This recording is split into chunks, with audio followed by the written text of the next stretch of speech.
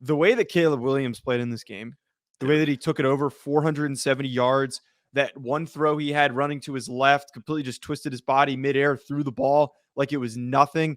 The guy is far and away the best player on his team. But that's the whole point of the award. It's supposed to go who is carrying their team and helping them ascend to the level that they're capable of. And they're playing past where they're any other quarterback. If that's Jackson Dart still, they're not as good as they are right now. Yeah, Duggan is up there for me also because I don't know how many more fourth quarter comebacks TCU needs to make with that guy at the helm for us to start putting some respect on his name. Mm-hmm. Caleb Williams did what you need your star quarterback to do. And that is be poised, be confident, make the throws that he needs to make. And then if you need some magic to happen, he can also do that. So you're looking at it. USC, they've been in worse positions. Notre Dame beating Boston College 44-0 only helps USC for the race. Yeah. Because Notre Dame looks stronger. So USC now looking at another quality win against Notre Dame. And that's a pretty good resume. If you have one loss to a Utah team that caught you, but they also only beat you by 2 points. And now it's on the road. Yeah. And now you're sitting here like, this USC team's got some players. Right. They got a quarterback that we can advertise for the college football playoff also. Heisman candidate, Caleb Williams, in the college football playoff.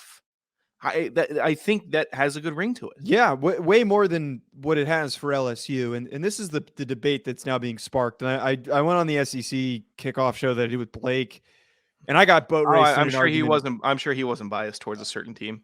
No, but he kicked my ass in an argument. Like I tried to come prepared for the argument of why TCU and USC are more deserving of it, and he worked my ass.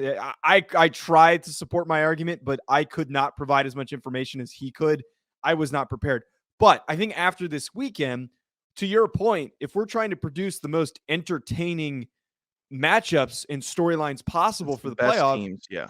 The best teams, it's USC. And we're going to end up getting to TCU in a second. But specifically with USC, they are going to have the resume with the ranked wins.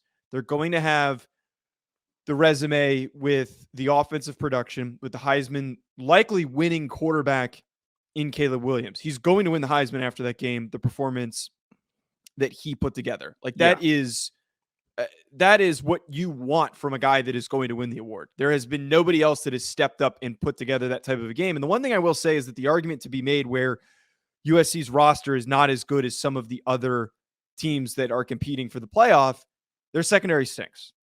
Their offensive line's mediocre.